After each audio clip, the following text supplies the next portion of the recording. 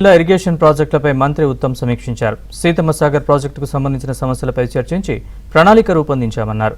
ప్రాజెక్టుల రీడిజైన్ గతంలో వ్యతిరేకించామని, అయితే 8,000 కోట్ల రూపాయల వ్యయం కావడంతో పనులను ముందుకు తీసుకెళ్తామన్నారు.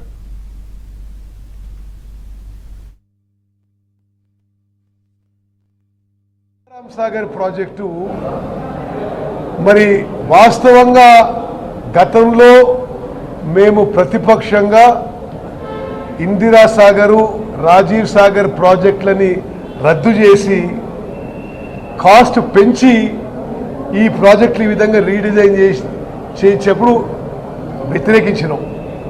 అయినా సరే ఇప్పుడు ఆల్రెడీ పనులు ఒక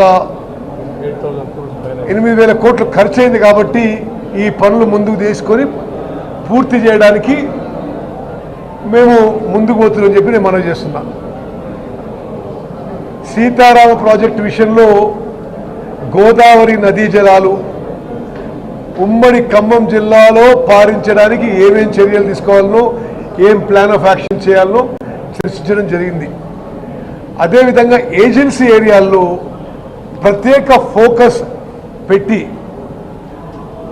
ఖమ్మం జిల్లాలోని ఏజెన్సీ ఏరియాలో, ఏజెన్సీ కాన్స్టిట్యున్సీస్లో స్పెషల్ ఫోకస్ పెట్టి అక్కడున్న ఇరిగేషన్ వర్క్స్ మీద మరి స్పెషల్ ఫండ్స్ అలొకేట్ చేసి పనులు టేకప్ చేయాలి, పూర్తి చేయాలని చెప్పి కూడా డిసైడ్ చేయడం జరిగింది. ఉమ్మడి ఖమ్మం జిల్లాలో ఇరిగేషన్ ప్రాజెక్ట్ సంబంధించిన land acquisition, R&R, forest issues, ఈ 3 ఇష్యూస్కి హై ప్రయారిటీ ఇవ్వాలని జిల్లా కలెక్టర్లకి, జిల్లా చీఫ్ ఇంజనీర్స్ కూడా మరి వాళ్ళకి ఇది చాలా ప్రయారిటీ రాష్ట్ర ప్రభుత్వం అని చెప్పి కూడా చెప్పడం జరిగింది. వాళ్ళు సుమారు 200 కోట్ల రూపాయలు ఉమ్మడి ఖమ్మం జిల్లాలో ల్యాండ్ అక్విజిషన్కి, R&Rకి, ఫారెస్ట్ రిలేటెడ్ ఇరిగేషన్ ఇష్యూస్కి మరి ఆ యొక్క అంచనాలు, ఎస్టిమేట్స్, టోకెన్స్తో ముందుకు రావడం జరిగింది. అది గవర్నమెంట్ ప్రియారిటీగా క్లియర్ చేసే ప్రయత్నం చేస్తామని చెప్పి అష్యూరెన్స్ ఇవ్వడం జరిగింది.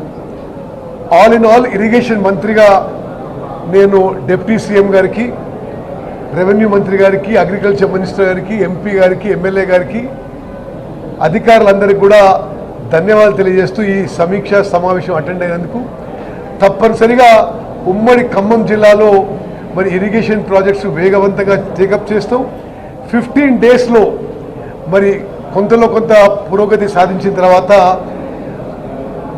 ఉమ్మడి ఖమ్మం జిల్లాలో అన్ని ఇరిగేషన్ ప్రాజెక్ట్స్ ఒక 1.5 days పర్యటన కూడా పెట్టుకోబోతుందని చెప్పి మన